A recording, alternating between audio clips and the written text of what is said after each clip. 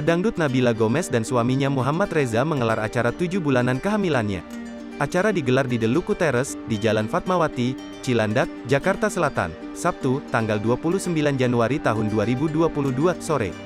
Pantauan Warta Kota Live, Nabila Gomez dan Muhammad Reza menggelar acara 7 bulanan kehamilan mengusung adat Jawa.